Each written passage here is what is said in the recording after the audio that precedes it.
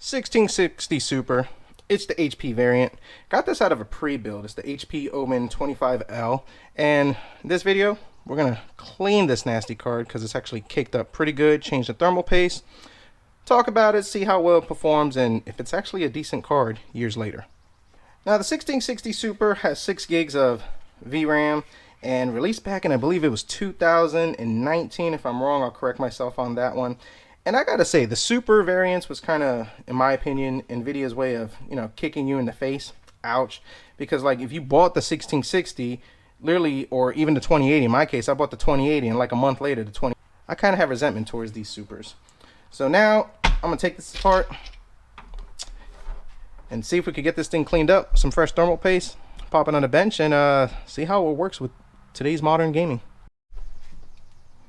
So I think the big difference between the 1660 and the Supers, or the variant, was that it went from GDDR5 to the whole GDDR6.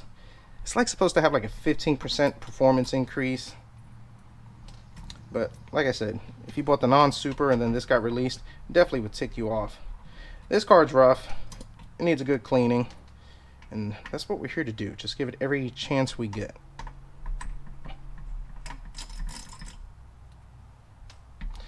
Got this out. Got 3 screws over here, so let's get these 3 screws off, because we really need to take out this shroud and make sure that we get all that gunk and crud off.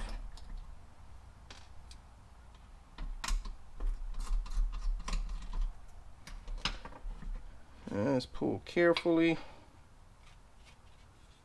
Will you release on me? Yes, nice and easy. Wow, like this cable over here is like really, I mean, could you have given a guy more room?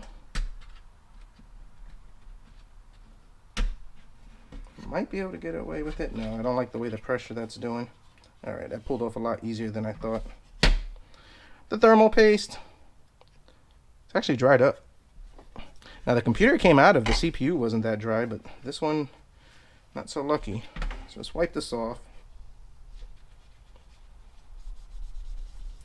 And one of the first things I always do is I wipe off the thermal paste, because number one, if not, you'll accidentally touch it. You'll get it on something you don't want, like your clothes or anything else, and it really makes a mess. Now, what I typically look for is just any signs of water damage, corrosion, or anything that I need to be concerned about. Mostly dust, so pretty good with that. Like I said, it's got a bunch of stuff over here. I don't know if that's water damage. Maybe that's just the way it is. I think that's just the way it is. Yeah, because it's kind of patterned over here, but we'll still clean it up. So what I need to do now is separate this heatsink from the shroud. We got one screw right over here. Imagine if it's that easy. No, definitely not. Let's see, I don't see anything else. So now there's 2 screws. There's one over here and there's one down here, and of course little thermal pads are covering them, so I'm going to just try to do that without damaging it, because I really don't like to change thermal pads. And I think this one we might have to, yeah, just move it right over here. As I've said in other videos, I don't change the thermal pads unless there's a problem. And considering this card, I've already tested it a little bit. It doesn't have any significant problems. It's just getting a little toasty, which I think that's contributed to the dry thermal paste and just the amount of dust caked in. One screw over here. We're going to reuse them.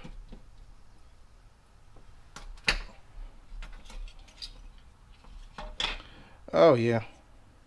It's not as bad as I've seen on some cards, but still, for the long-term use, we need to get this thing right. Now, this thermal pad's fallen off, so I'm going to pop it somewhere where I don't lose it or get it contaminated. Mostly, we just want to get all that off.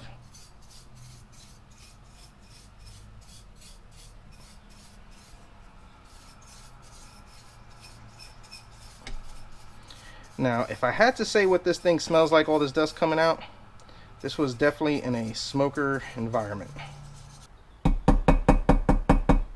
Yeah, you can see all that. Get all that stuff out. Blow it out with some air. We should be good. Paintbrush, guys, is awesome. Also, toothbrushes are good. Just make sure, you know, you don't reuse it to brush your teeth.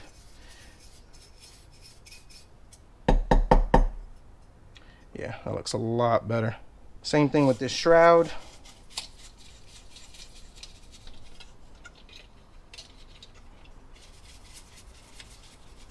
Interesting enough, I didn't know these things were kind of see-through.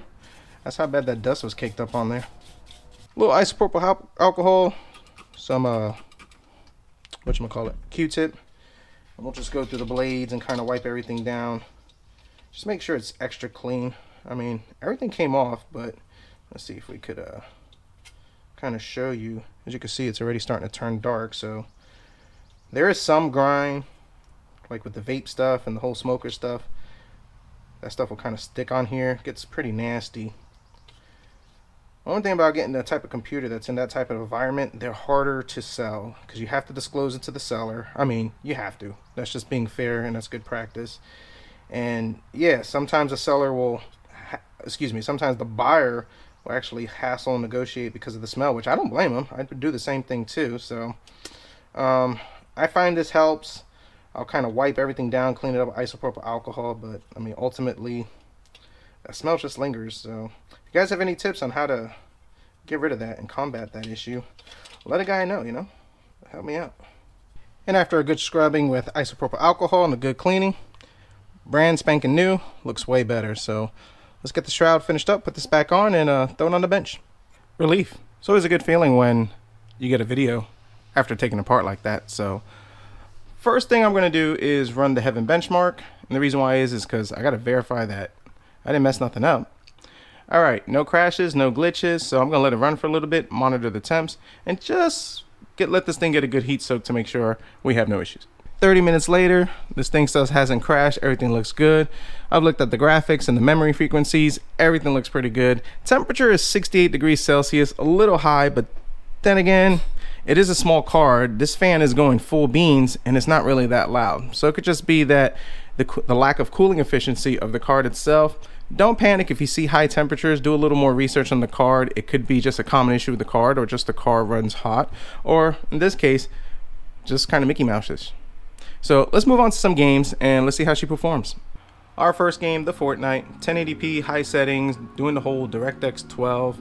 Looks good, plays good, and I'm not getting a lot of stutters or glitches or hicks, which is pretty weird for this game. So I'm averaging, I would say, probably about 90 to 100 frames per second. The lowest dip I've seen was about, I think about 75, maybe even 70. That's just kind of being a little generous of it. But plays great, and the 1660 Super, good 1080p performer. Cyberpunk. So 1080p medium settings. This is the scene that has a lot going on, so it's a little more taxing on the card. So about 50 frames per second. See if we dip any lower. Got 46, 45, 43. So not bad. Definitely a playable experience. Looks good, and this card definitely checks some more boxes. So let's see what the summation is. So our average is 55 frames per second, minimum 41, max 80 frames per second. So pretty decent. Shadow of the Tomb Raider. I gotta say, this is probably one of my favorite games. I love the Tomb Raider series. I enjoyed playing them. I've played them over and over. It's a great game.